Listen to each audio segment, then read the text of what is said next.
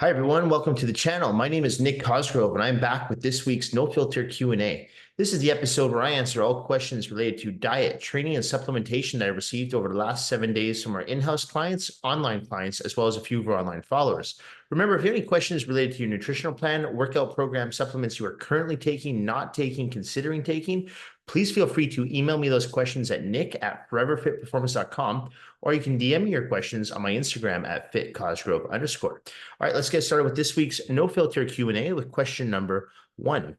Nick, how fast should I be doing my reps? I see some people doing them slow while others seem to do them super fast.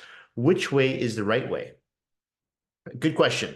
Okay, so when it comes to doing your reps, you need to focus on two phases. One phase we call the eccentric contraction, and one phase we call the concentric contraction. Now, the eccentric contraction can be something, let's say, in a dumbbell curl. The down phase is what we would be calling an eccentric contraction. The up phase would be called a concentric contraction.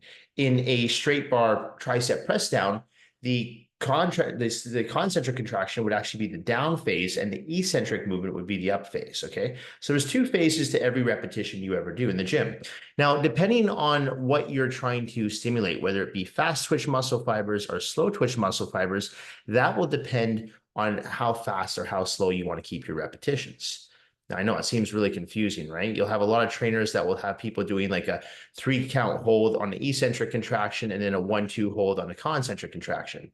Then you'll have some people you'll see in the gym and they'll do their reps really slow. They'll do like a 5-count hold on the eccentric contraction, going down 5, 4, 3, 2, 1, and going back up 5 on the concentric contraction. Okay, so it's not that one's right and one's wrong. It really depends on what your goal is and which muscle fibers you're trying to stimulate. Okay, but if you want to keep things simple, right? You want to go to the gym, you just want to train, you want to keep things simple. Like, hey, Nick, all I want to do, I want to build muscle, I want to lose fat. I don't want to get caught up in all these tempo speeds and rest pause sets and drop sets and supersets, and it's information overload. So I'm going to tell you this.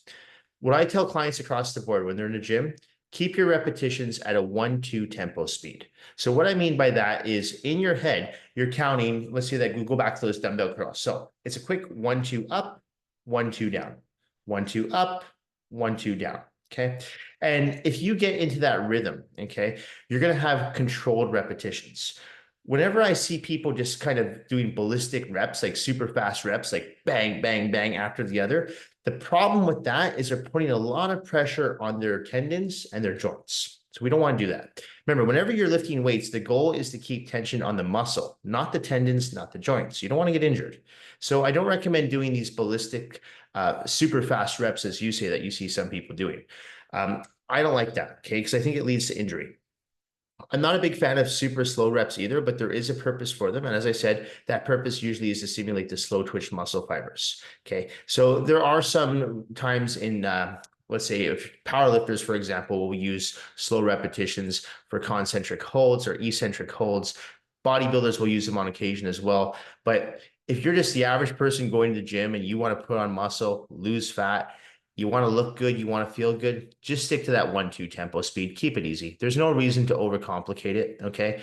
You're going to get great results with that. That's typically the tempo speed I use in the gym whenever I'm training, regardless if I'm training legs, shoulders, back, chest, arms. I use a 1-2 tempo speed, so I'll use it on my squats, my barbell back squats. I'll go down on the eccentric contraction, 1-2, and then I'll come up on a concentric contraction, 1-2, and so on, right?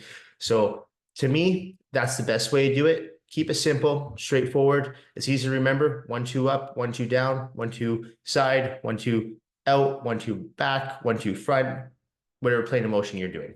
Okay, but use that 1-2 count. All right, next question.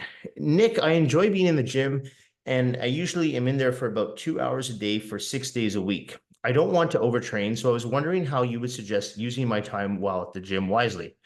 Currently, I have a 3-day training program that I repeat twice a week. So chest and arms day 1, back and shoulders day 2, and legs day 3. And then I repeat that again for 3 more days and take day 7 off. Thanks, Nick.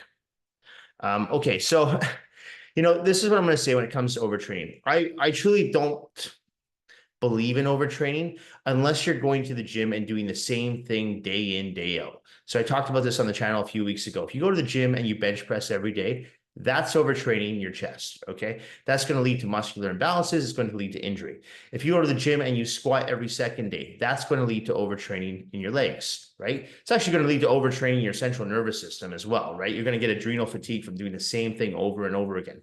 This is why it's important to put together a proper bodybuilding split.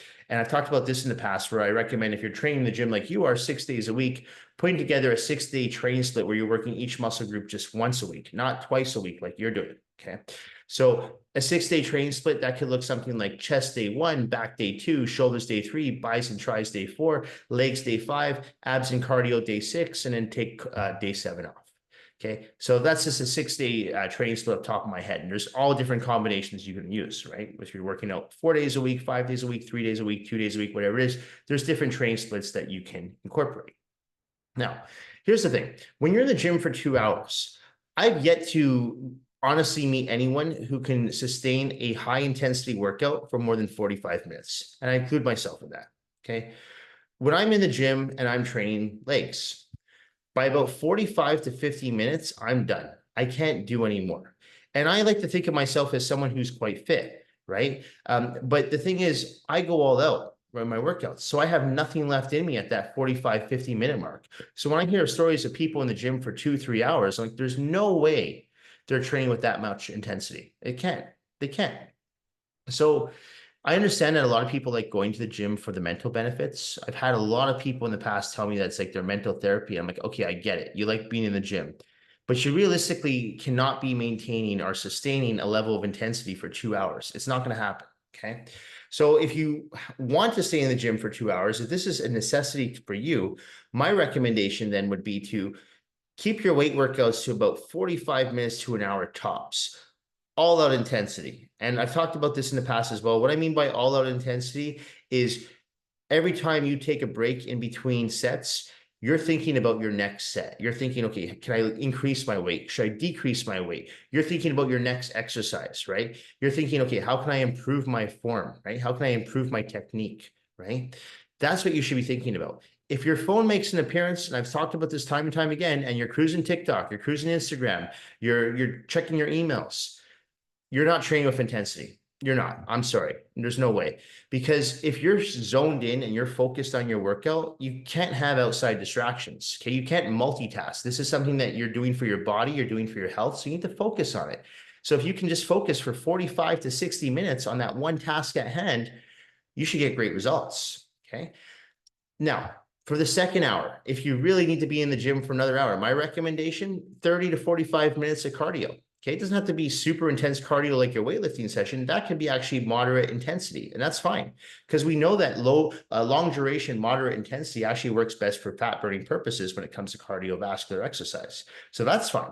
I don't mind people looking at their phone when they're doing cardio if they're on the elliptical trainer or something like that, because really all you're doing is just staring forward, right? You don't really need to focus. You're either running on the treadmill or you're on the elliptical trainer, on a stationary bike, step mill, whatever you're using. So that's what I would recommend doing. And then for the final 15, 20 minutes, I would focus on some static and dynamic stretches. Okay. Now, again, this is if you absolutely need to spend 2 hours in the gym. I've never, ever, even in my earlier years when I was overtraining, for sure, I didn't spend 2 hours in the gym. But the reason I was overtraining was I was that guy that was going into the gym and bench pressing every day, squatting every day, rowing every day, deadlifting every day. So of course I overtrained my body, but I didn't know any better at the time, right? So that's the only time I think I see people overtrain. You see it with runners, right? A lot of runners overtrain because what do? They go and they run every day. And that's why a lot of runners have knee problems or hip problems or the foot problems. They have patellofemoral syndrome, plantar fasciitis. Those are major problems and common problems with runners as they get older because they're doing the same activity day in, day out. Some runners, I know some people who like to run high, they run 7 days a week.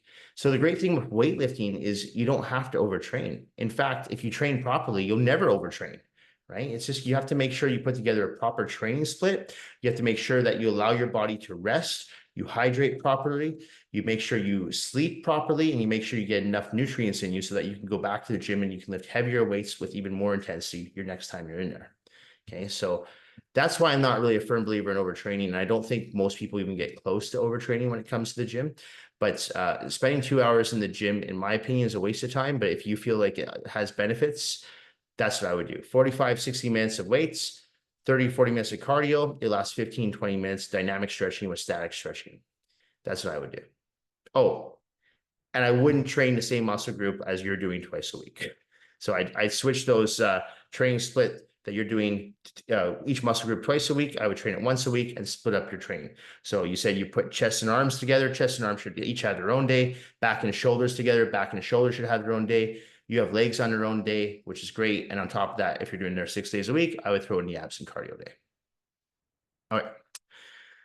Okay, next question. Nick, I just found out that my coach filtered his contest photos that he uses online to promote his contest prep services. I don't know if I can honestly trust him now. Would you recommend I switch to another coach? I feel like he's being deceitful. I've never met him in person, just through Instagram and email. You know what?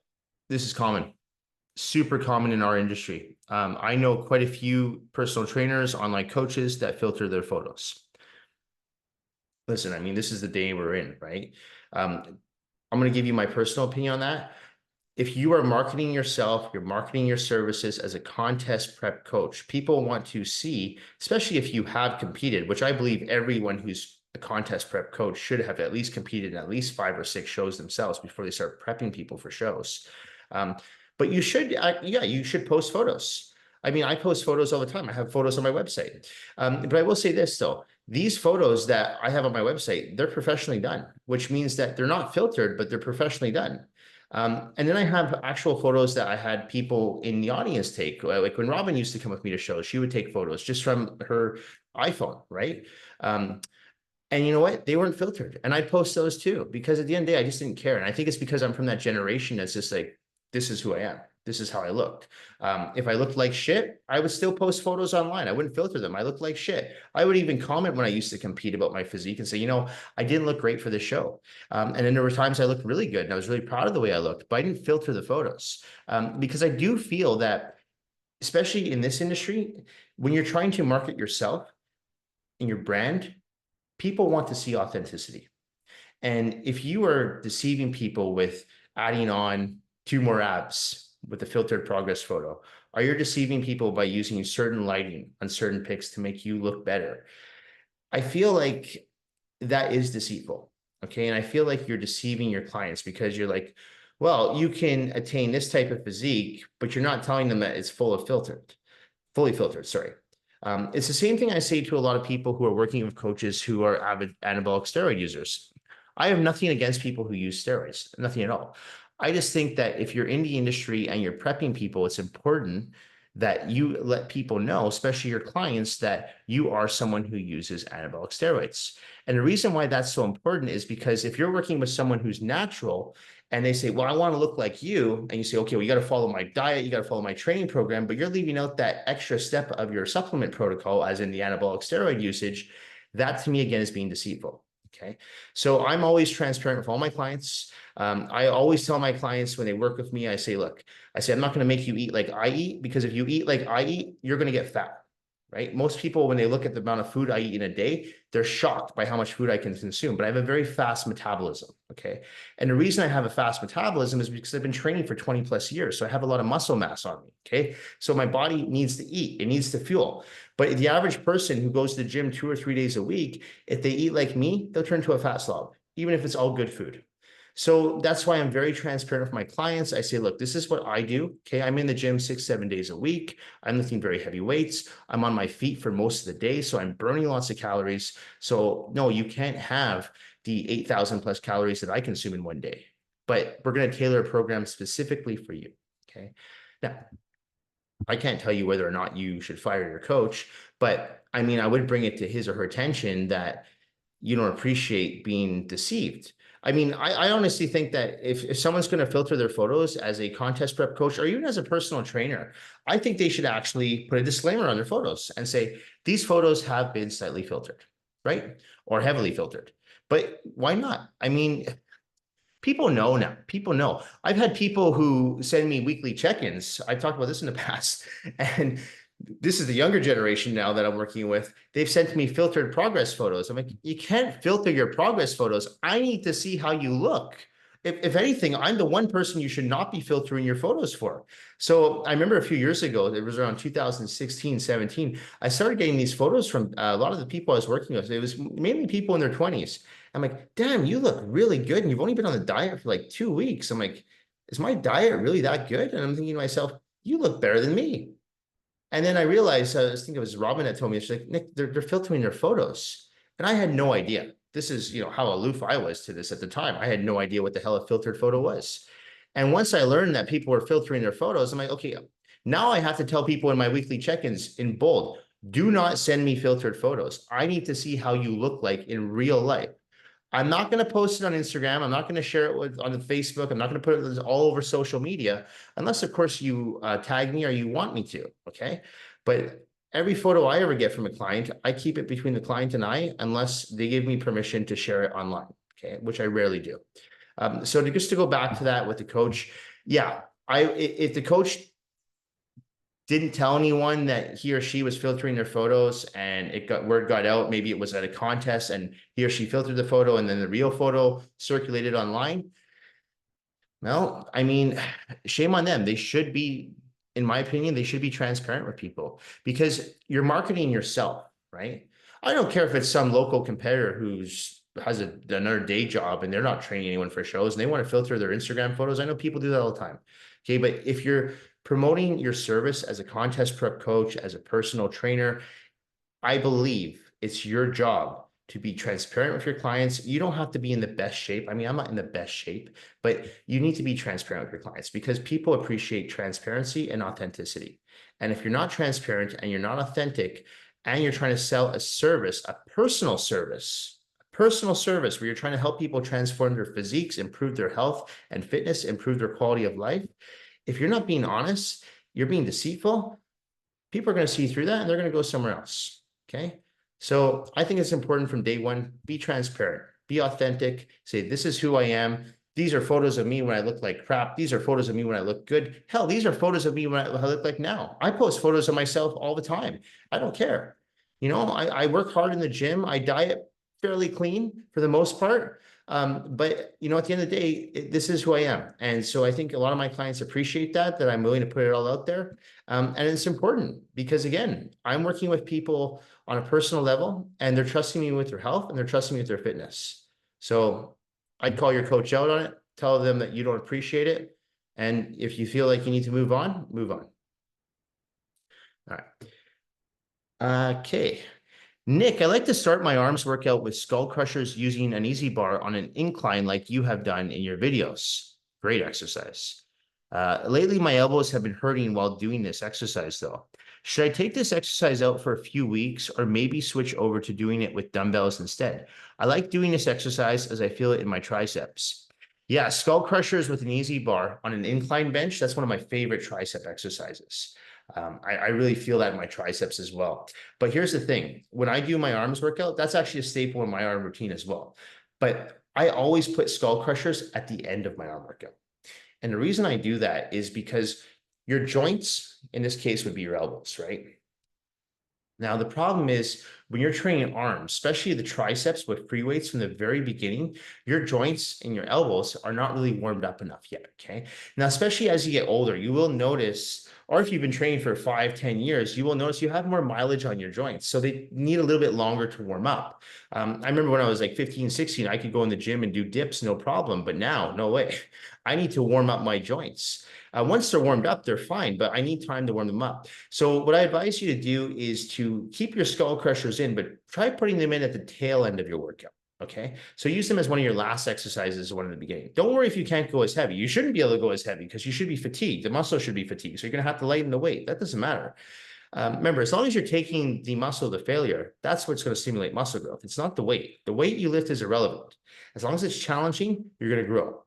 Now, what I do recommend doing is especially for triceps, is warm up with cables. One thing I like to tell people to do is to take the black rope, right? There's usually rope attachments at your gym, the black ropes, and use them to warm up, okay? Do your regular working sets, do your 4 or 5 working sets for your back head of the tricep. And then when you move on to your next tricep exercise, do another cable press down. Do like a straight bar cable press down. And on top of that, what I like to do is sometimes I'll even throw in a V-bar cable press down. So I'll get 3 cable exercises in before I even touch a free weight for my triceps. Now, like I said, this is not for every muscle group, but I like doing that for the triceps for that exact reason, because I want to release more what we call synovial fluid into the joints. So in this case, when you're working your tricep, the joint primarily being used would be your elbow, right? You're using your rotator cuff to a degree, but primarily your elbow. So you want to release synovial fluid. Now, what's synovial fluid? Well, I've talked about synovial fluid in the past, but synovial fluid is like a lubrication for your joints. It's like a WD-40, right? You get a squeaky door. What do? You put WD-40 on it, squeak goes away. Same thing with the elbows, right? So we need to lubricate those elbows. So we need to release synovial fluid into the joints. That's why I recommend doing cables, because cables are nice and smooth. You can actually keep a 1-2 tempo speed, no problem, with a cable, and a lot less pressure on your stabilizers and your joints as a whole. So by the time you get to those skull crushers, you're ready to go. So I wouldn't take them out. Okay. I'd leave them in. But I would put 3 or 4 exercises in front of them first, put them in towards the end of your workout, lighten the weight a little bit. Okay. Just for the first few times, you do this at the end, just so you don't get injured, and see how that works. Okay. Worst case scenario, it doesn't work. And yeah, you might have to take them out of rotation for a bit, but I have a feeling it will work, because whenever I work with people in the gym when they're arm workouts, I never give them skull crushers, man or woman, at the beginning of the routine. I usually put it in towards the last 15, 20 minutes of the workout. Okay. And I've never had anyone tell me they have any elbow pain training arms with me. So try that first before you take it out of circulation. All right. Next question. Okay. Nick, I saw your post on your client who is 60 years old and was wondering how many calories you had him eating to lose 20 pounds in 6 weeks. Also, was he only doing 20 minutes of cardio a day the entire time, as stated in his check-in? Yeah, so I posted a progress photo of one of my clients. I had his permission. So I didn't just post it without his permission. I had his permission to post it on my Instagram. I believe I put it up on Friday morning. And he was on a 6 weeks nutritional plan with me where he lost 22 pounds, actually.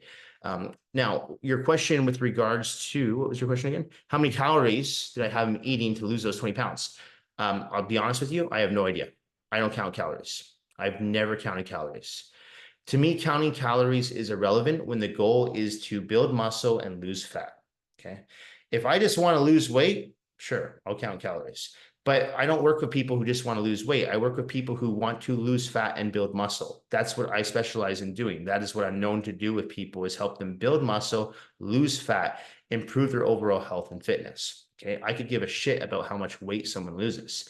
Now, it just so happens that when in the process of losing fat and building muscle, your body composition is going to change, obviously, and the number on the scale is going to change, but it might not change dramatically. You could lose, let's say, 10 pounds of fat and add on 5 pounds of muscle. Well, then on a scale, you're only going to lose 5 pounds. Who cares though? You just lost 10 pounds of fat and added 5 pounds of muscle. So the weight is irrelevant. It's always irrelevant to me. Okay. The only reason I ask people when they send me their biweekly check-ins to send me their weight is just so I understand how the changes I make are affecting the weight on the scale. Okay. Is it causing more water retention? Is it causing them to lose weight too quickly? Is it not helping them lose anything at all? Okay. So it just gives me a good idea as to where they're at with their body composition, along with the number on the scale. But anyone that works with me online will tell you that I don't really pay too much attention to that number. Okay. It's not something I'm like, oh, you only lost half a pound this week, we better cut the calories. No, I don't do that. Okay. It's just one of many variables I pay attention to. Okay. So I don't know how many calories he was on. Okay. I do know how many macros he was on. Now, I can't tell you how many macros he was on a week-to-week basis, because I change it on a week-to-week basis. Sometimes I'll give him 200 carbs in 1 week, 200 carbs a day for 1 week. Sometimes I'll give him 300 carbs a day for 1 week. Sometimes I'll drop his carbs to maybe 100 grams of carbs per day for 1 week. Okay, same thing with fats and protein. So anyone that works with me online on the nutritional plans know that I like to rotate macronutrients on a weekly basis. Okay, and I do that because I like to keep the metabolism going. Okay, so I don't want the metabolism to become stagnant. And this works. It works really well. I've used it for the past 15 years working with people online, coaching people for contest prep, or just for body transformations, for weddings, for just any events, photo shoots, and it works really well. Okay. So again, I don't count calories. I always count macronutrients. And if something's not working, I change it. Okay. If something is working, I actually leave it alone. If someone's losing fat and building muscle, I leave the plan alone. We're not making any changes here. Okay. But usually we have to make changes. So I do make changes on a weekly basis for most people. So calories, I can't tell you, but roughly carbs, protein, and fats, it's really hard to give you exact numbers because we rotate it week to week. But I would say the carbs never dropped more or less than 100 grams per day. The fats never went less than 80 grams per day. And the protein never dropped less than 200 grams per day because that person I was working with trained with in the gym for six times a week. Okay. That's important too. You have to look at the client you're working with. If I'm working with a client who's only in the gym 3 days a week versus a client who's in the gym 6 days a week, obviously the client who's in the gym 6 days a week, I'm going to feed them more, right? And the person who's in the gym 3 days a week, I'm going to feed them less. So everyone gets a different program. And that's why I work with people on an individual basis when it comes to designing customized nutritional plans. Okay. I don't give generic one size fits all cookie cutter plans. Okay. And your second question, sorry, was, oh, how much cardio, or also was he only doing 20 minutes of cardio a day? Interesting enough, I only had him start doing those 20 minutes of cardio a day in his final week of that 6-week plan. So I had him doing no cardio for the first 5 weeks. The only reason I brought in cardio on week number 6 was because the weight in general, like his physique, wasn't popping to me anymore. I didn't see changes. The scale was about the same, but the pictures that he was sending me, I didn't see changes in the pictures. So I'm like, we need to do something. We need to add something else in here to make sure that you're continuing along with the fat loss process. And sure enough, that last week, I think he lost like 1.5 or 2 pounds just by adding that 20 minutes of cardio in a day. Because as I always say, less is best. So if we can get optimal results with the least amount of work, well, let's do that. Let's not just go into crazy overdrive and just fry out our receptors and do 2 hours of cardio a day and drop our calories down to 1,000 calories a day. And then what happens when you hit a plateau? So I always like to cruise people down. And the thing is, when your body fat gets lower, it becomes more challenging to lose it. Okay, because your body wants to hold on to body fat. So now this is where it comes down to working with a knowledgeable and reputable coach that can guide you when you hit that plateau, because you will hit a plateau. Okay. And then when you hit a plateau, you need someone there along the way who's experienced that can help you troubleshoot and say, okay, I think we should do this, or I think we should actually maybe decrease your cardio and increase your carbs so we give your body a rest for a week. Because I've done that with people before too, when their weight just stalls or their physique just stalls. I'll do the complete opposite. I'll say, okay, I want you doing no cardio and I want you to have 3 cheat meals this week. And they'll look at me like I'm insane. They'll say, what are you, nuts? I'm not losing any weight here. I'm like, trust me, 9 times out of 10, it works. Okay. Actually, 10 times out of 10, it works.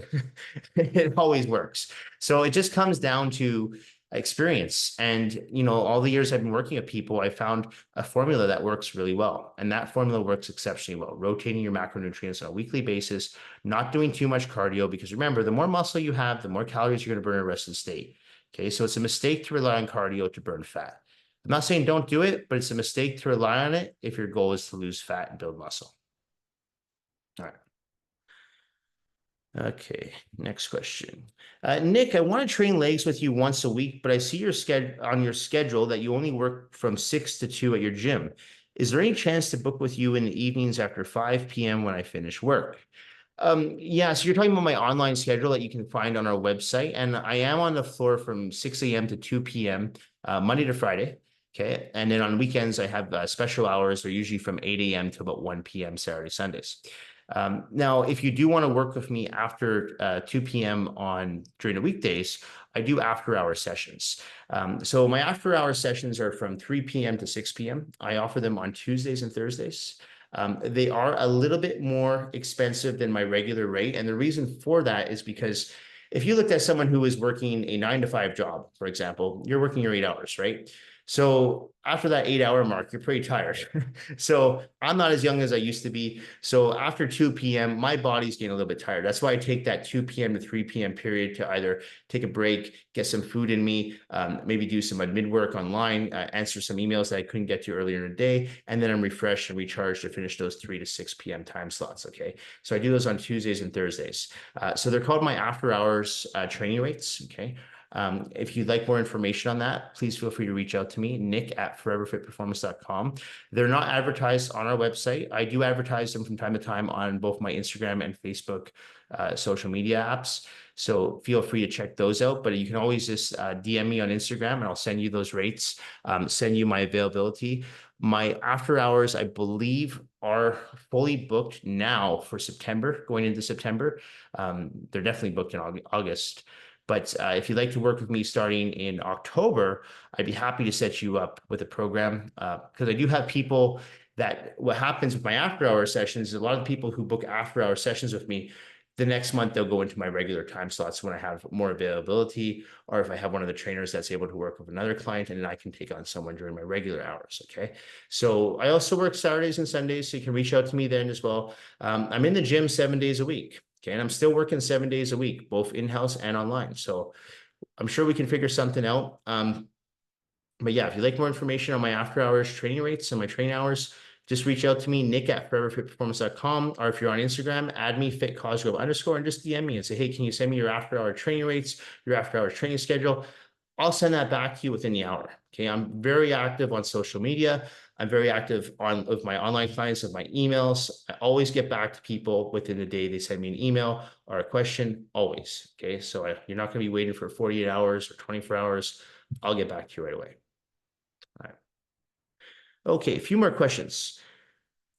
Nick, I've heard you say that the more muscle someone has, the less cardio they have to do. Yeah, I think I just said that. Can you please explain why this is? And does this mean the more years you have been weightlifting, the less likely you need to do any cardio at all? Okay, so I think there's some confusion about this because I do talk about this quite a bit. Okay, so let me explain. So when you carry a lot of muscle mass, okay, I'm not talking fat, I'm talking muscle. For you to move, for you to sleep, for you just to walk on a day-to-day basis, your body has to exert a lot of energy. Some would say even double the amount of energy as if you didn't have that muscle mass and you had more body fat, or you had no muscle mass whatsoever because you don't go to the gym. So someone who's carrying a great deal of muscle mass is going to be burning more calories in not just an active state, but also in a rested state. So even while I'm sitting here doing this YouTube channel right now, doing this week's episode, my body is burning calories, more calories as opposed to someone who doesn't lift weights at all. Okay. It's almost like your body becomes a furnace. And this is why a lot of people who carry a lot of muscle, they're constantly hot, right? It's because your metabolism's going. So it's very common to see people who are quite muscular, they're sweating or they're just saying, oh, it's so hot in here, right? And it's true. Okay. I've noticed that when I'm in just an average room that's like at room temperature, I'm hot. I like to sleep with the windows and the doors wide open in the middle of winter. Okay, because my body is constantly burning calories. Okay, so this is why I tell people it's a mistake to rely on cardio to burn fat, because if you only rely on cardio to burn fat, well, your body's going to always have to rely on cardio to burn fat. Okay, so it's a really bad strategy. Are you going to do cardio for the rest of your life? Sure. If you enjoy cardio, there's nothing wrong with cardio. Cardio is good for your heart. Absolutely. But you shouldn't become overly reliant on it for fat burning purposes. In contrary, the more muscle you have, if you work out with weights 3 or 4 times a week and you build a solid foundation, you've got some pretty good muscle mass on you, right? Say you take a month off from the gym, you're not going to lose any muscle. Okay. Your body, your metabolism is not going to slow down. You're actually going to be able to maintain a relatively lean physique without making dramatic changes. Now, obviously, if you go 6 months to a year, you will lose muscle. Yes, your body will go into a catabolic state and you will lose that muscle. That's going to happen.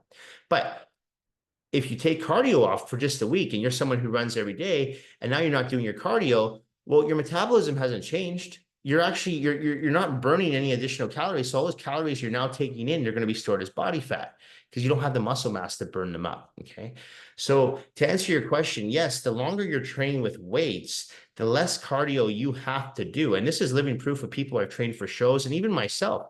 Towards the tail end of my competition years, I was doing maybe 15, 20 minutes of cardio a day, as opposed to the first show I ever did, I was doing 2 hours of cardio a day. Because in that 15 or 16-year span, however long I competed, I was able to put on more muscle each year. So if each passing year I had more muscle mass and I was able to burn more calories and get in quicker shape for shows, whereas my last 2 or 3 shows, I prepped it on I put it on my Instagram.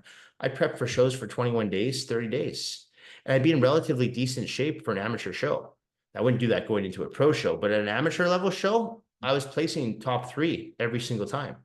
So it goes to show you that the more muscle mass that you add, and if you stay in shape year round, none of this off season or contest prep season, and you got to change up your diet and change up your training. No, if you stay consistent with your diet, you stay consistent with your training, your sleep, your rest, your hydration, it's not going to be a struggle to ever get into serious shape. Like if you are training for an event like a bodybuilding show or a fitness competition, because you're within striking distance. Okay, so this is why I tell people it's a mistake to rely on cardio. I'll say it again, it's a mistake to rely on cardio for fat burning purposes. And if you want to maintain a lean physique year round and not have to struggle with, oh, I can only eat this, or I can't eat that, or I have to go do an hour run to burn off this, get in the gym and start lifting weights.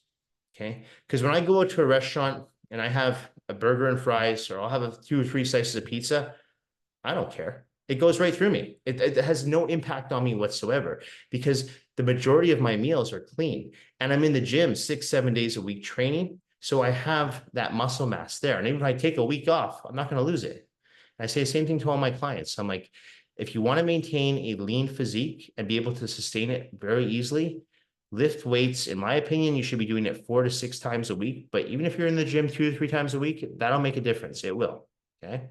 So yeah, mistake to rely on cardio. If you want to burn fat, build muscle, weightlifting is the way to go. All right. I think that might be it. Oh, no, sorry. There's one more question. Okay.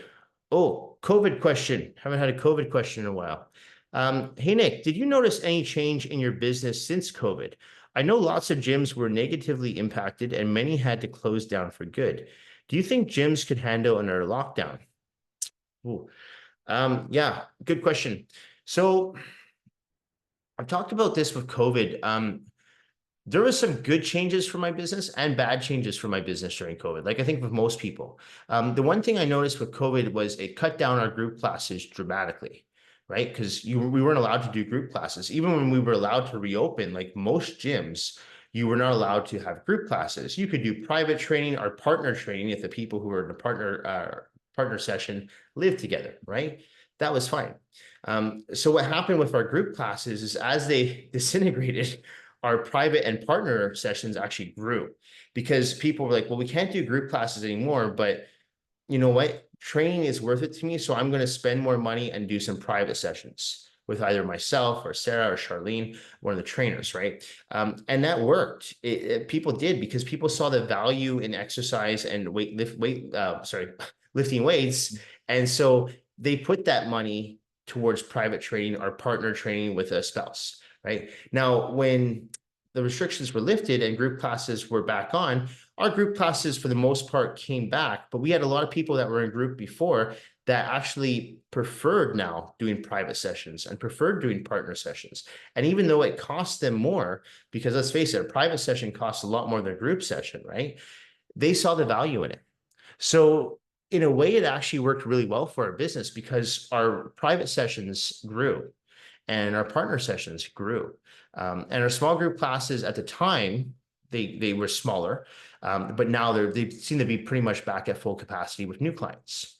Okay, so that worked for our business. I think it was very difficult for gyms in general, especially commercial gyms. Like here we have in Vancouver, we have Fitness World.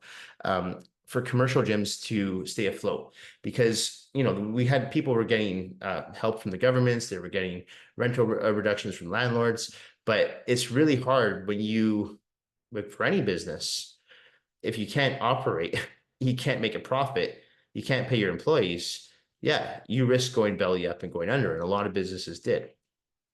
I think one of the reasons why we were able to remain profitable throughout the pandemic is that we were actually allowed to stay open because we're a private facility. So as long as we followed the rules and regulations here in BC, we were able to actually train people one-on-one in a safe setting, masks, keeping social distancing, all that stuff. So we were able to stay afloat because of that. Another thing is too, is because of a lot of the clients that I work with and the trainers work with, we've built relationships with them for the past 18 plus years. So a pandemic is not just going to come in and destroy that, right? Whereas a lot of these big chain gyms, they don't have relationships with their clients. They don't even know their clients' names. Clients to them are just numbers, right? So I think that's another reason why our business was able to maintain a level of success throughout the pandemic and even grow post-pandemic. As far as if I think gyms can handle another lockdown, yeah, I do. I think if you're a good business, you can. I think if you're a shady business or you're a business that doesn't offer an optimal service to your clients, if you are forced to shut down due to another pandemic or a natural disaster for a few months and people decide, okay, I want to put my membership on hold, they might not come back because they don't really see any value in the service you're offering, right? But you have to remember, for the most part, people who work out, they want to work out. And they'll do anything to get into the gym, right? So I know a lot of people who weren't able to work out during the pandemic, they suffered from severe depression, right? For people who don't work out, they're like, whatever. But for people who, as one of the other people who asked me a question earlier on, they use it as a form of like mental therapy for themselves, right? They call it iron therapy. Just going to the gym for a lot of people just provides them with a lot of mental clarity. It allows people to have those feel good endorphins, right? So the gym is beneficial for so many other reasons than just aesthetics alone, right? The mental benefits of working out, of exercising, we know have a huge positive impact on people. So I think when gyms were closed, that really caused a lot of people to suffer, right? And I know it did because I had a lot of people reaching out to me who couldn't afford private training or couldn't afford partner training, and there was nothing that we could do, right? Because that's all we could offer. So I think gyms would survive in our lockdown as long as their business model is solid, as long as their clientele base is solid. But if you have a weak business model and you're not providing optimal service to your clientele base, and something like that happens again, I think you're very lucky to survive it. And I think we saw a lot of businesses go under, some good businesses, but some businesses that just they were exposed. Their weaknesses were exposed and they weren't able to sustain their business model. So hopefully we don't have another natural disaster. We don't have another pandemic. Hopefully not in my lifetime anyway. But I think gyms could survive as long as their business model is solid. Anyway, that's it for this week's No Filter Q&A. This episode will be going up on Monday, August 26th. As a reminder, if you do have any questions related to your nutritional plan, workout program, supplements you are currently taking, not taking, considering taking, please feel free to email me those questions at nick@foreverfitperformance.com, or you can DM me your questions on my Instagram at @fitcosgrove_. Thank you all for watching this week's episode. Thank you guys for supporting my YouTube channel, my online coaching business, and our in-house coaching business as well. I really do appreciate all the support. Thank you all so much and have a great week. Bye for now.